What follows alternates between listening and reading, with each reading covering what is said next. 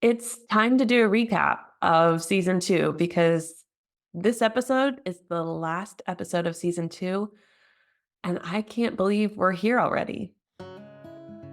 Welcome to the Balance Code Podcast, a place where you have permission to step outside the hamster wheel of day-to-day life and learn tools for better balance. My name is Katie Russler. I'm a licensed therapist and hidden grief and burnout specialist.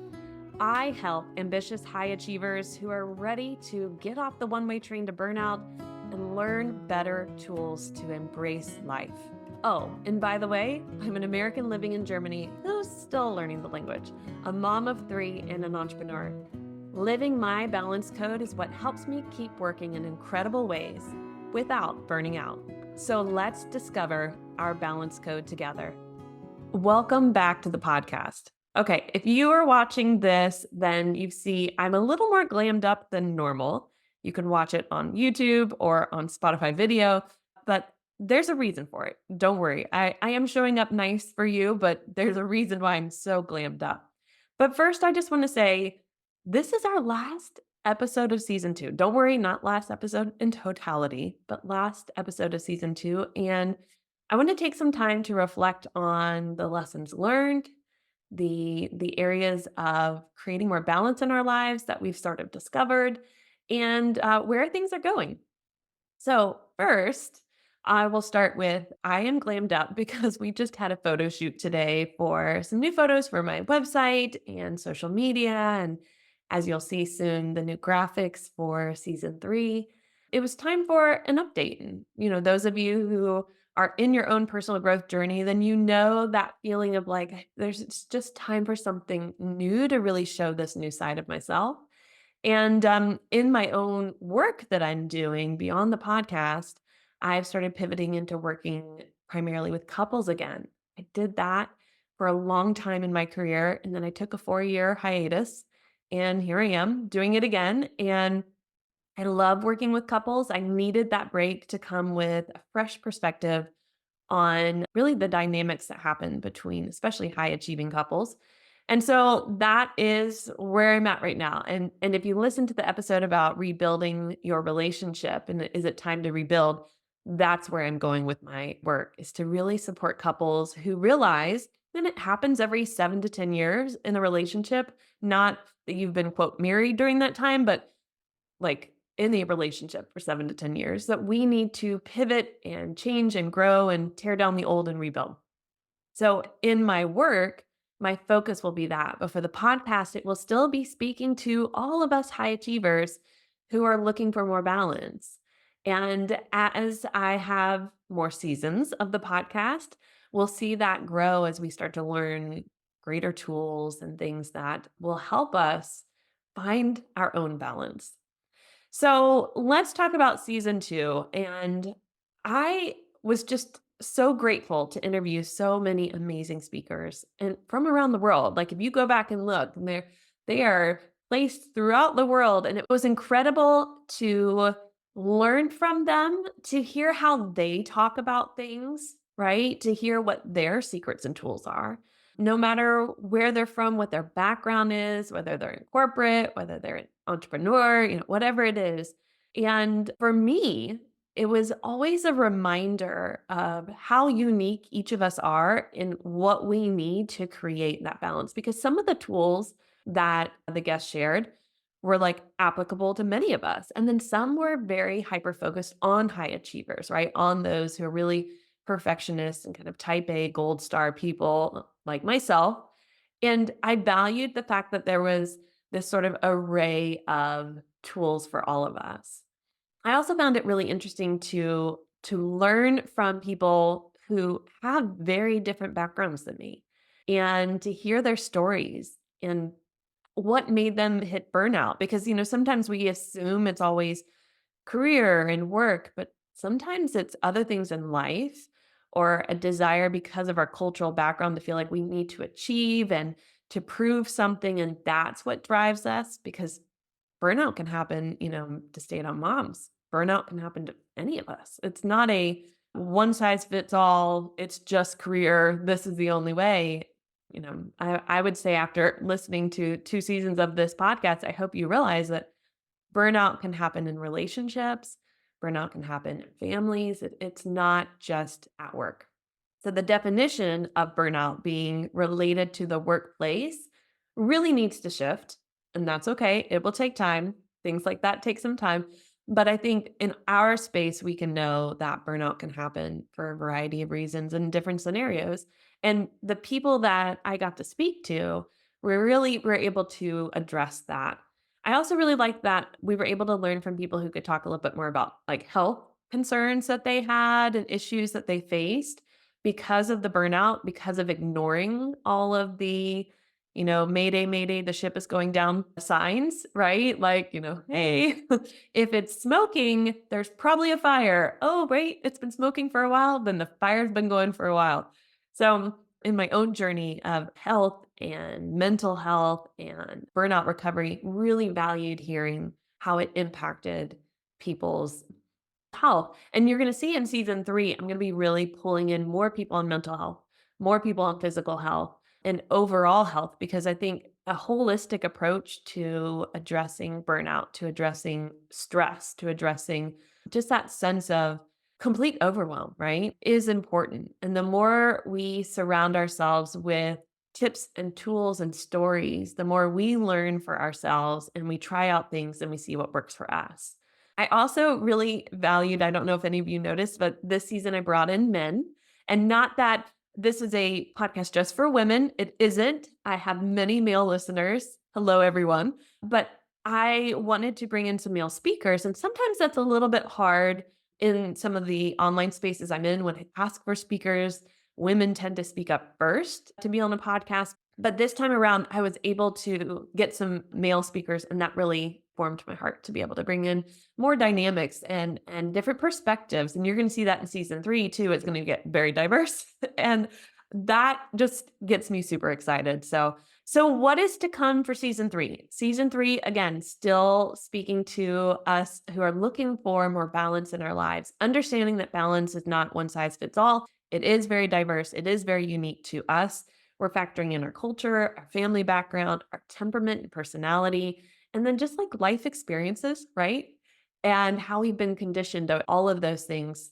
So it can't be that I have one type of speaker always talking to us. It needs to be very diverse. And so you'll see in season 3, which much of it is already recorded already. So I'm excited. I know who you're going to be listening to, and I know it's going to be really game changing as you think on it and chew on it and say, okay, what do I take from this episode? Let me go listen again and listen again. And so season 3 is going to have a lot of powerhouse speakers who are just going to be like, you're going to walk away and be like, whoa, okay.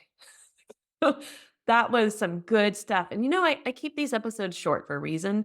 I think it's important to have them, if you're driving somewhere or on the S-Bahn, if you're here in Europe, if you're just wanting to listen to something quickly and get some really good tools. And I will tell you, this is quite a challenge for the speakers that I interview, because they're used to 30, 45 minutes, 1 hour. And I'm like, nope, 20 to 25 minutes. Sometimes we go 30, depending on the topic. But they've liked the challenge, and they liked having to maybe weed out some of the storytelling that is important. But I know for me, when I listen to podcasts, like I really want to get to the meat and the potatoes, right? Like don't give me the water. I want the meat and the potatoes. Like I want the things that I have to chew on and think about and sit with. That's important to me. And that's what I wanted for this podcast. And so the speakers have valued that challenge of simplifying what they talk about and really making sure that the analogies they use, the stories they use are succinct and get to the point of what it is that they want to teach you guys. So that's been fun to hear their feedback afterwards. The other thing that has surprised me, I did not expect this to be feedback I would be getting, is my current clients. And to those of you who are listening, thank you for listening every week. It has meant so much to me to hear from you almost every week going, oh, this episode, let me tell you my thoughts on it. And my clients actually listen to these episodes, do the little homeworks that I give or reflections that I give, and come to session with those things. And that I did not expect. And I'm so grateful for, because it's a whole nother layer of support. It's not that my voice is the voice that they need to be listening to, but the more that they hear a voice that is about empowerment, about taking personal choice, right? About, taking power back in your hands and taking care of yourself and not feeling like you have to be a certain way. Or again, back to that cookie cutter, right? Like it has to look a certain way. If I'm not this, this means this. I was talking with a client last week and the issue was like, hey, I'm such a high achiever. I'm such a gold star earner that even in basic small things, I want to earn that gold star. And I'm a little worried that something wrong with me. And what I said to them was, I don't want to change you. And I don't think you want to change you. I think, that you should want to change you.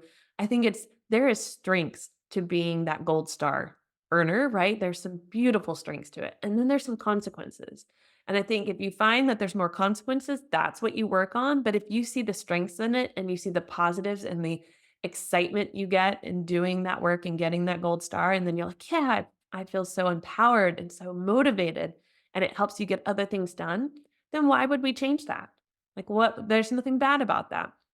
But if you find that it, you know, makes it so that you take the attention away from maybe other students or other people in your environment, or you're only talking about how good you are and all the things you can accomplish, well, yeah, that's the negative side of it. That you can address.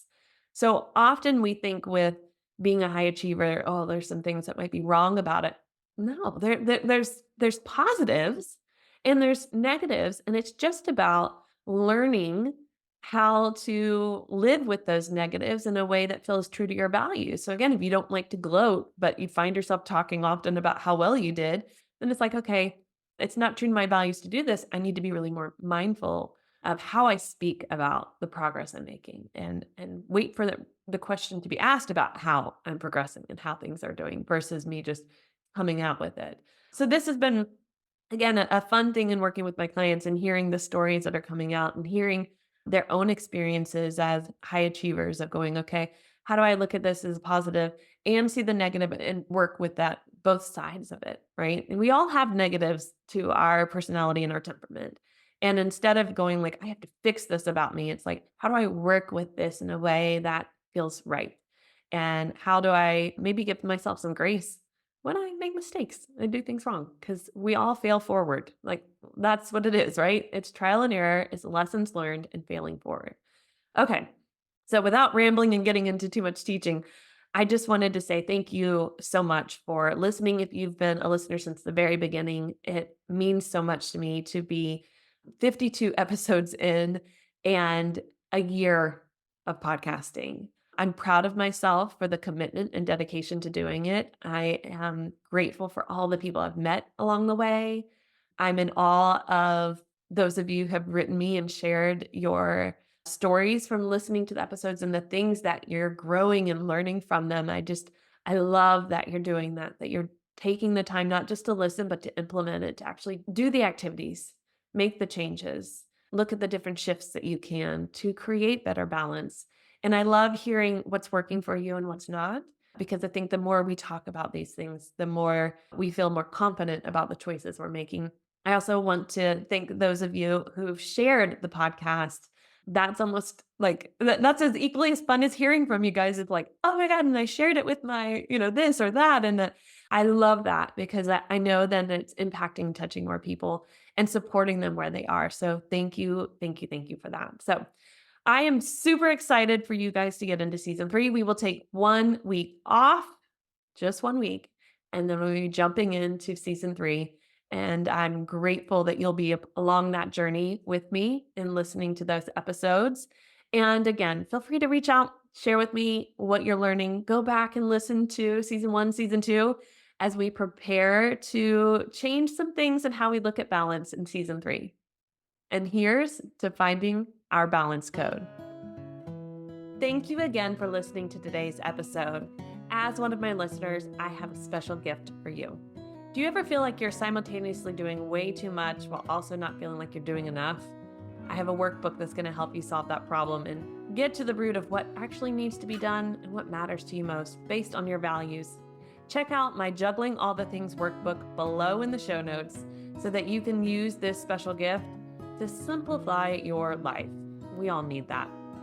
And if you're interested in working with me, check in the show notes below on information on how to do so.